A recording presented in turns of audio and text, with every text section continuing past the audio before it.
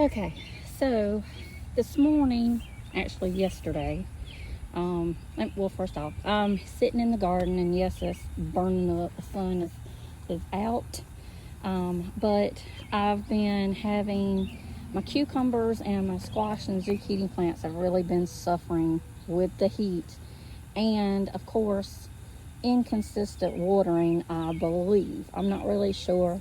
I think the rain, all the rain we got at one time. But anyway, I saw this little solar type watering system. And this is what it looks like. You can see. All right. And basically, it runs off solar panel. It's fed with water in a bucket. This little attachment right down here feeds the water through the line. So one thing about this, I would have to make sure this is actually kept filled at all times. I'm gonna get Joel to work on the lid because I'd like to keep a lid on it. But this is powered by solar. It does have a timing system, which I am going to set. It was a little, not too complicated, but I would say it took some extra time to really look at. But here's the setup. It gave me so much foot of drip line, like right here. See, actually I got one right here that's hanging out. We're gonna put it in here. So anyway, this is the drip line, and you have to set up your drippers. See, and so I tried to space them out, although it looks like I didn't get this one spaced out enough. But that's what they look like spaced out. If you can, I can get my phone to kind of zoom in, and there you go. See, so you see it's like dripping. I like it because it's set up on the timer. I like it because it is drip. It's not, like spraying. I think that was one of the things that I was having trouble with some of this, because I started to see some little spots on my leaves. So I'm thinking that I've already got powdery mildew on these, but I've already started another succession crop of the cucumbers. I don't know about the zucchini and squash, whether I'm going to actually do that or not, but I really do think that this is possibly going to work.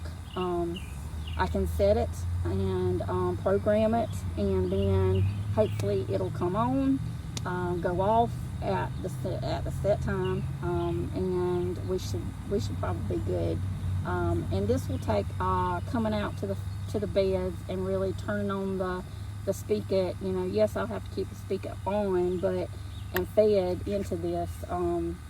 Well, not this, but my other drip lines that I've got going on. But I may invest in getting these for every couple of beds. This didn't cost me but maybe $30, $35. They sent you everything that you needed.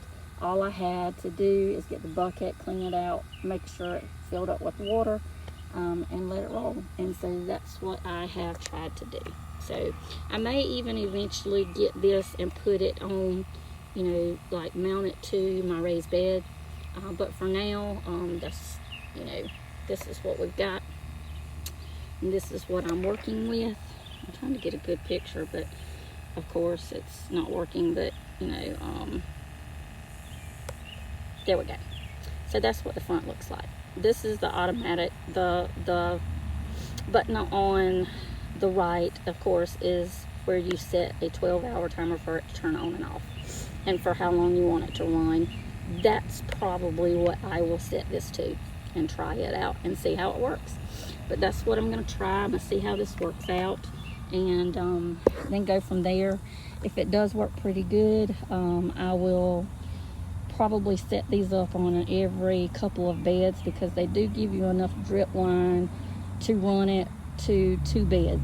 So I could run one, run it to the other, and that would give me a solar panel watering system, self-watering system, for every 2 of my beds. So the only thing that I would really worry about at this point is I have 2 really huge beds.